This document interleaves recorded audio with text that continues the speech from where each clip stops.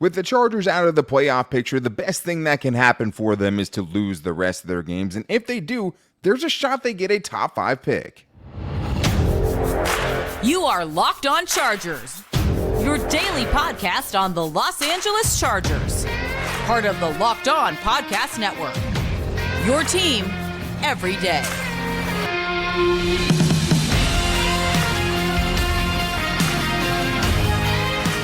What is up, and welcome into the Locked On Chargers podcast. I'm your host, Daniel Wade, joined as always by my co-host, David Drogemeyer, and we've been covering the Chargers now for 8 seasons, including a lot of tough seasons, but this is our 6th year as the host of the Locked On Chargers podcast, bringing you your team every day. Thank you guys, as always, especially now, for always making us your first listen. To make sure you never miss the show, go subscribe or follow for free on the Locked On Chargers YouTube channel, and listen wherever you get your podcast from. David, what do we got today?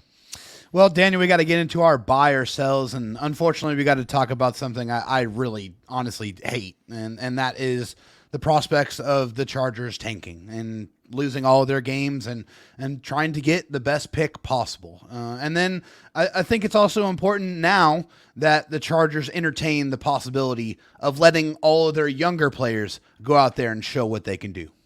Time to let the kids play, as you said to me before the show. But today's episode is brought to you by Game Time. Download the Game Time app, create an account, and use the code LOCKEDONNFL for $20 off your first purchase. Last-minute tickets, lowest price, guaranteed. Dave, we're getting to our biggest Chargers storylines and overreactions and buying or selling them today, as we always do on the Tuesday show.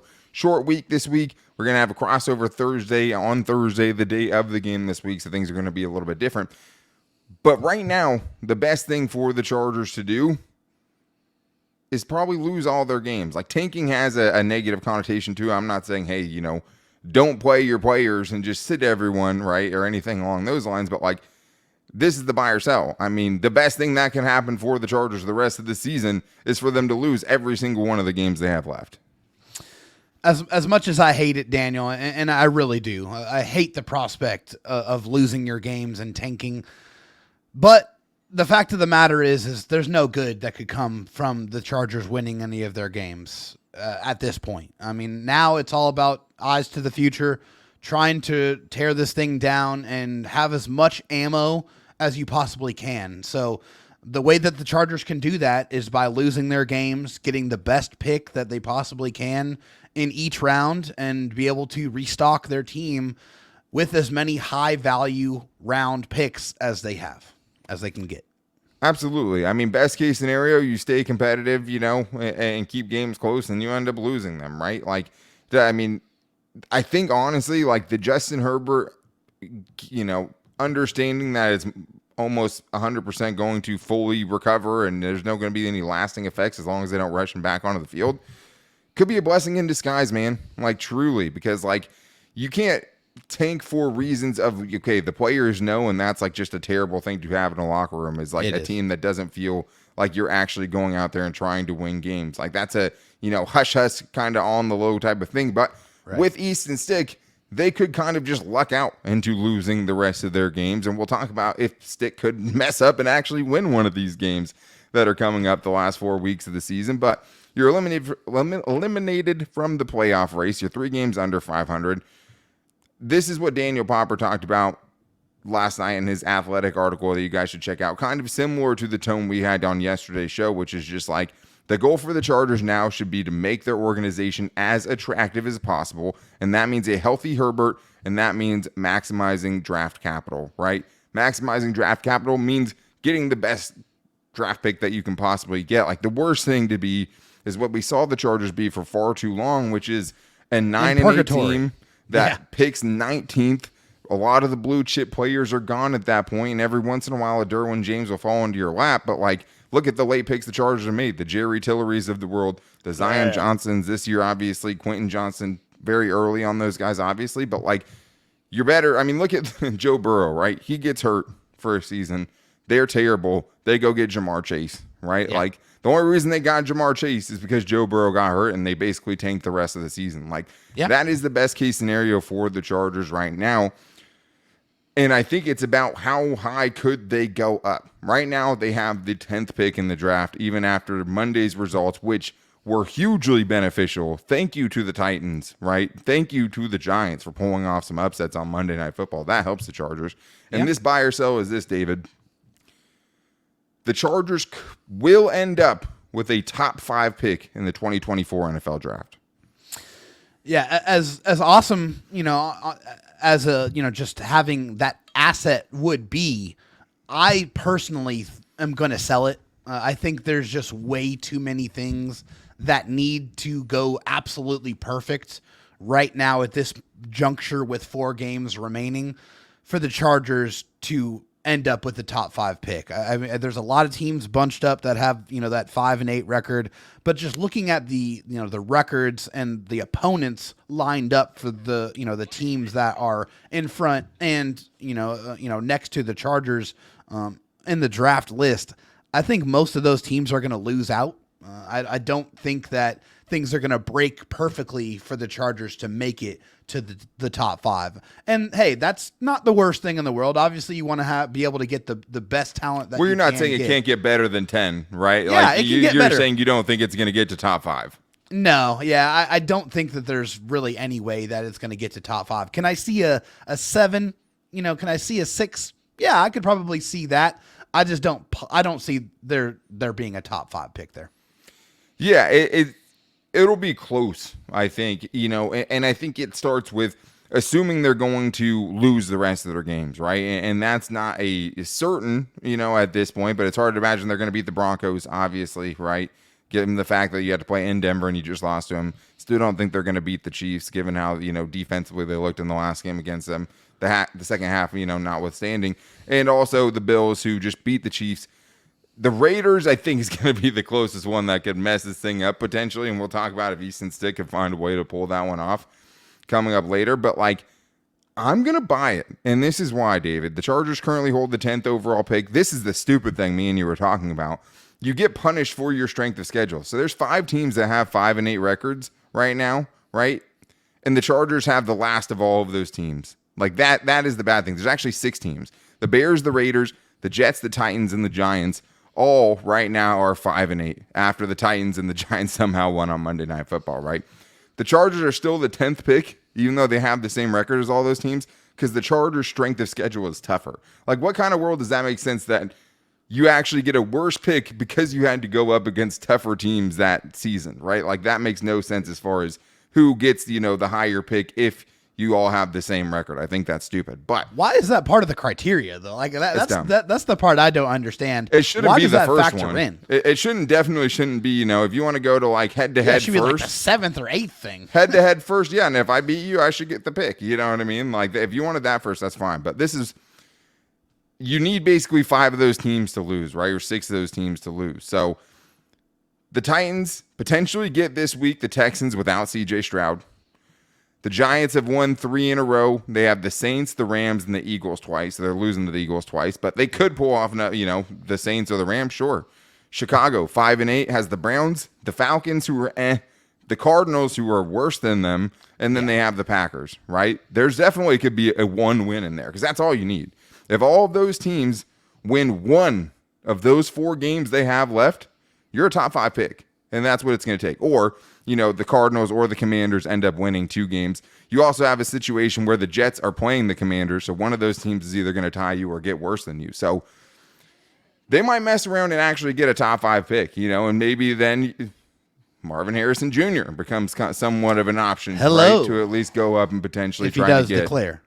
If he does declare, obviously, right? But then you get either a blue chip prospect and hopefully as close to a not and can't miss prospect as you could get. Yeah. Or you have so much clout at the top of that draft to be able to trade back and get so much more because you know how many holes you have. Some more picks. And like you talked about, right? It's not just the first round. You get another top of the round pick at every single round pick, right? Yeah. You get 2 picks inside the top 37.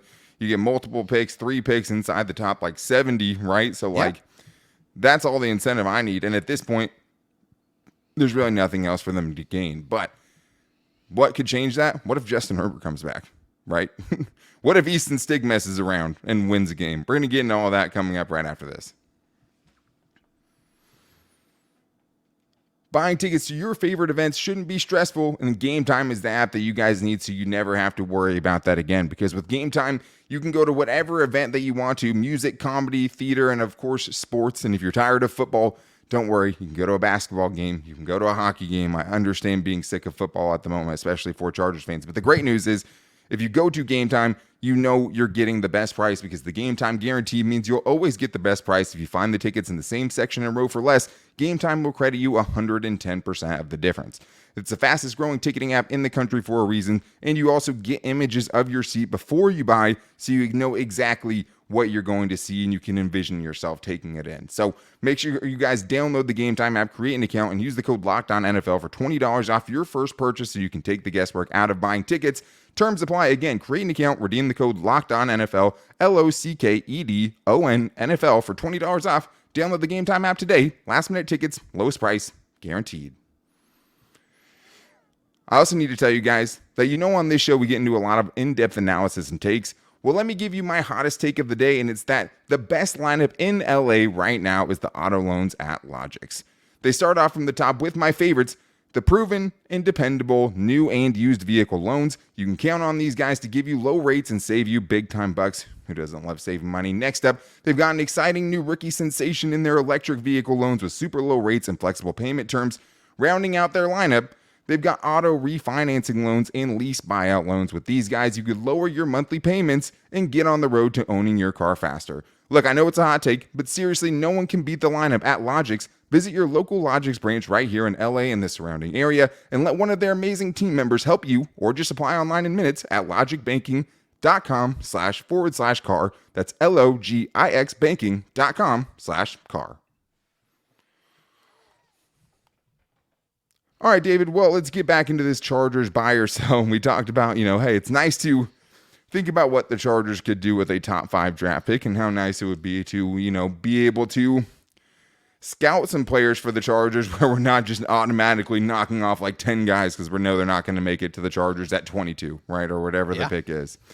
It's going to be fun. But what could potentially mess that up is if they somehow win a game between now and the end of the season and they also get a Raiders offense this week.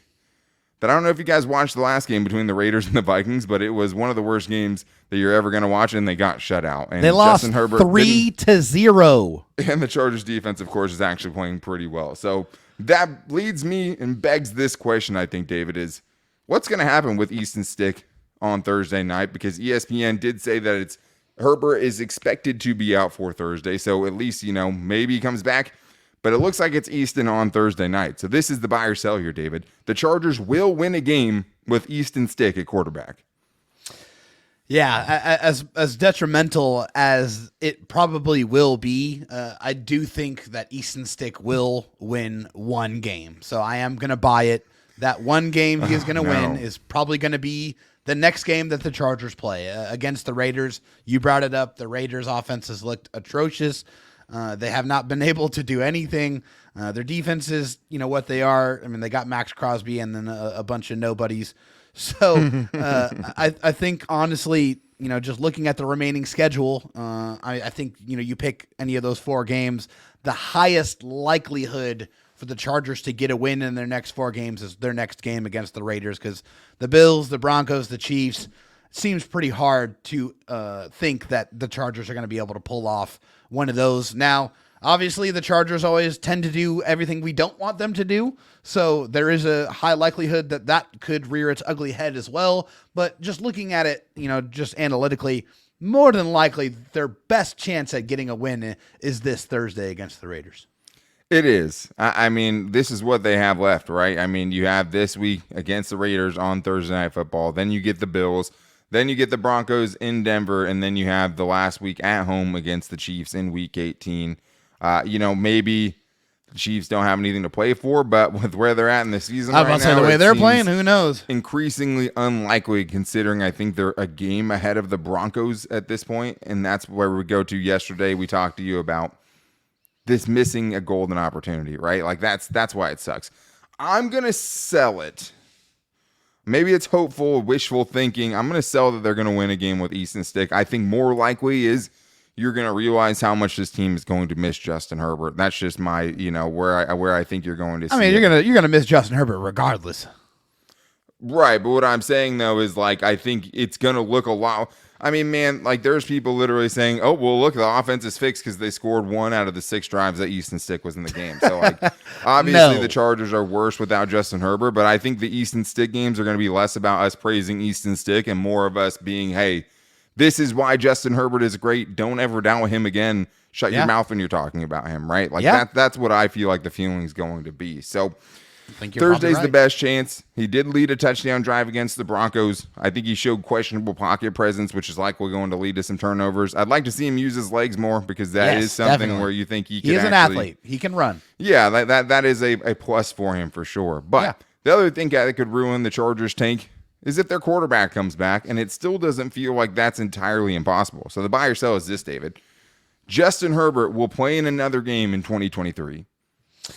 Yeah, that's an interesting one. And, per Ian Rappaport, he said the Chargers QB is very likely to undergo surgery Tuesday, as in, while you are listening to this. Today, as you're listening to this, on his fractured right index finger per source. Whether Herbert will have any chance to be able to return this season will be determined by the surgery. Obviously, we all know Justin Herbert wants to go out there and play. He is a tough son of a bee. He wants to go out there.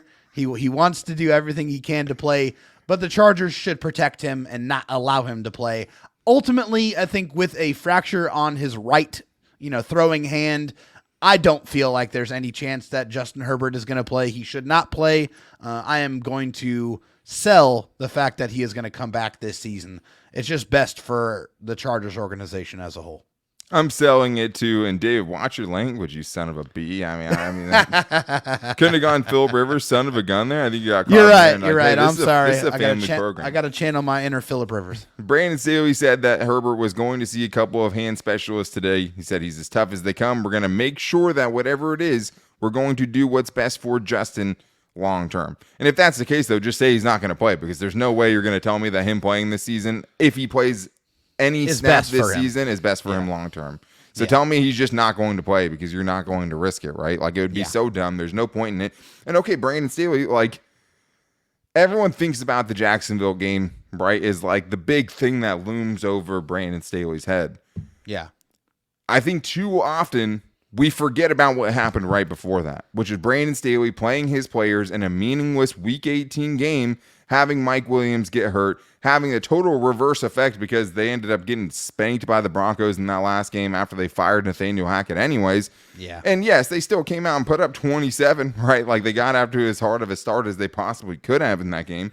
But still, you're telling me Mike Williams doesn't make a difference in the second half of that game? He can't get you a couple first downs. He can't get you some points, right? Like, that is where the biggest frustration with me with Brandon Staley has been for a long time, right? The other thing I would go back to, David, is this: it wouldn't be the first time we've seen the Chargers playing Justin Herbert in a situation where he absolutely shouldn't be playing. How about last year when he cracked his rib cartilage? Then he goes out there in week 3 playing against the Jacksonville Jaguars in the game they're down by 20 plus points in the fourth quarter, and you still have that dude out there taking snaps. It's insane. Yeah, you got to take him out of the game. I mean, it's there's at that point, what is there to gain? There's no chance for you to win the football game. Why are you putting your superstar quarterback in jeopardy like that? This is a very similar situation. I don't see, there's no logic behind putting him out there. And you're right. Brandon Staley has mismanaged a lot of those injuries. And I think that Mike Williams one is definitely the most egregious. And we do forget about it more than we should because it more than likely dictated the Chargers losing that game. I mean, you throw a couple of jump balls up to Mike, and that's a different story. Well, I mean, you also in that game, right? Like, Rashawn Slater gets hurt. Like, he probably wasn't going to leave that game before that. But, like, Jalen Guyton in that game was catching, 50-yard balls late in that fourth quarter, which I understand trying to win. Somebody has to be out there. But, like, he hasn't been the same since, man. I mean, I'm not sure if you guys have seen that Jalen Guyton photo that's been floating around Twitter, but it's a rough look. And I feel really bad for that. Like, nobody wants that look out there. For those who haven't seen it, I wish I could show you a picture of it, but that would just be mean. So we do have more we want to get into, though, because it is Chargers buy or sell. And I think the biggest buy or sell for this team going down the rest of the season is it time to just say, hey, some of our veterans are going to have to sit because it's time to see what these young guys have, including Quentin Johnston, who may have just had his best game of the season. So we're going to talk about that coming up right after this. First, though, I do want to tell you guys about DoorDash because it's one of my favorite things ever. And also, it's just the perfect thing for football Sundays. I mean, nothing goes with football better than DoorDash. And we've talked to you guys about finding your local favorites in your area, right? If you live up in LA, you can go to one of the places we've locked on before, like Randy's Donuts if you want a maple bacon bar, or Sunday Gravy and Little Pan that are delivering fresh and local ingredients right to your door as well. So you don't have to leave the house once Red Zone starts at 10 a.m. Pacific time. You can go straight 7 hours, inject it straight into yourself because that's what we all want to do. If you forgot the dip, right? If you forgot the chips, don't worry about it. DoorDash can deliver it right to you because all of your favorite restaurants and stores from retail to grocery are on the app, so you can shop everything you need and get game day ready. And you can also save some money, get 50% off up to a $10 value when you spend $15 or more on your first order. When you download the DoorDash app, enter the code LOCKED23. Subject to change, terms apply. That's 50% off up to that $10 value when you spend $15 or more on your first order. When you download the DoorDash app, enter code LOCKED23. Subject to change, terms apply. All right, David, well, it's time to buy or sell here. And one of the big things, me and you have been talking about kind of behind the scenes is just what next for the Chargers, right? Because obviously we've told you the best thing for them is to lose the rest of their games this season, And we're going to keep trying to get creative and have some fun shows and also start looking towards the future and where the Chargers kind of have to address the biggest things in 2024. But it starts right now because you have just about a quarter of your season left, and there's still some things that you can get out of this season, right? So I want to talk about that, but I do want to tell you guys first that Locked On has launched the first ever national sports 24/7 streaming channel on YouTube. Locked On Sports Today is here for you 24/7, covering the top sports stories of the day with local experts of Locked On, plus our national shows covering every league. So go to Locked On Sports Today on YouTube and subscribe to the first ever national sports 24/7 streaming channel. So, David, we'll start with one of the young players that I hope we see a lot more of down the stretch, and that is Quentin Johnston. And the buy or sell today is Quentin Johnston just had his best game of the season. Yeah, it's an easy buy for me, and it's for a couple of different reasons. I think, number one, he showed what he is capable of doing when you use him the proper way. I hate that they waited until it was a 3rd and 15 to put him in a wide receiver screen, but he got 12 yards on that 3rd and 15. So he shows what he was able to do. And then, of course, the beautiful 57-yard deep ball that he caught from Easton Stick, where he was able to catch it over his shoulder, where we've seen him miss a couple of those opportunities. But honestly, one of my favorite plays that he's had all year was the 22-yard in-breaking route that he caught. That was the next play after the big catch. The next play after that big catch, because he caught that ball with his hands, and it was a very strong hands catch. So I think that's what gave me a lot of confidence, and probably gave him a ton of confidence as well, just to get that rhythm and be able to be a major factor in the Chargers' touchdown scoring drive. Yeah, I totally agree with you. I mean, I think, 3 catches for 91 yards when you have, almost a 60-yard catch is going to skew that number. But, 3 catches on 4 targets, I think it's also in the running for the best game and is his best game because there wasn't a big noticeable drop, right? Yeah. It starts there. Don't drop the ball. Does. And I like what you said about the 22-yard gain. I'm going to get to that. But I also thought, even the deep bomb, right? He caught it full speed over the shoulder, which is the exact pass that he dropped against the Green Bay Packers. So it was really nice to see that there. Really nice to see that connection between him and Easton Stick, because it makes you think that Easton Stick through the rest of the season will at least give this dude a chance to be able to show what he can do and be able to show that he's improving. And I do think he is steadily improving, right? I was more worried about him at the beginning of the season than I am now. I do see improvements in his game. I do think he is getting somewhere, and obviously he's already shattering what Mike Williams did his rookie season, right? So less people forget. I can't wait to see what he does the last 4 weeks, because I start to feel a little bit better. Am I going to get to the end of the season and think it was the right pick? Maybe not, probably not. But can I start feeling better about it? Absolutely. And I think it starts with not the deep bomb, but that 22-yard gain, because who was covering him on that 22-yard gain?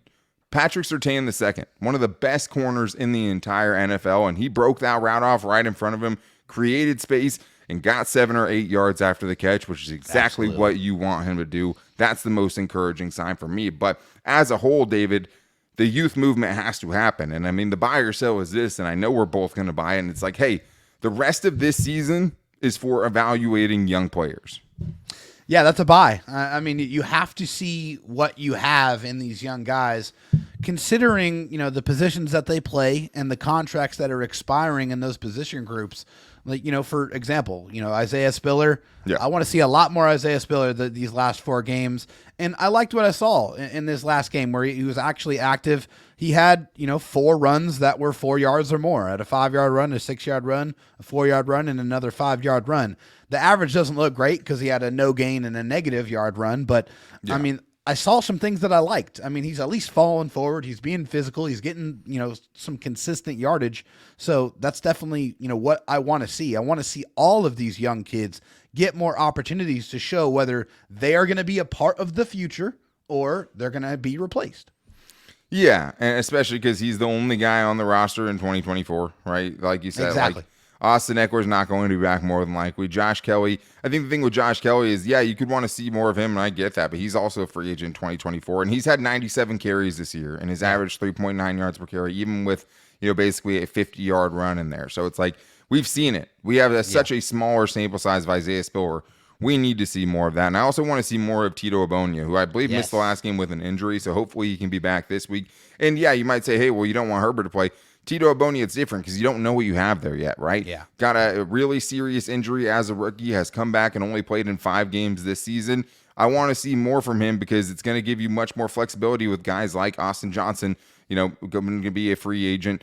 Sebastian Joseph Day with a tough decision on his contract coming up. Yeah, he's a big And this cut was a candidate. crazy stat that I came up with from Pro Football Focus, which is not the end all be all. But if they usually say someone has a really good game, you'd usually agree with it. But for Tito Ogbonnia, he has scored 82.9 defensive grade or higher in 2 of his 5 games he's played in this season. Sebastian Joseph Day, Austin Johnson, and Morgan Fox have combined for 0 of those games this seaon. So he's had 2 games by PFF's metrics that are better than what the Chargers' 3 starting defensive linemen have done in, 40-plus games so far this year, and he's done it twice in 5 games. So I think it's encouraging, and I think, for him, hey, maybe you're not benching Sebastian Joseph Day, right? But, he should be eating into those snaps, and we should be seeing a lot more of him. And I think it's the same about JT Woods, David, now that he's activated off the non-football on this list.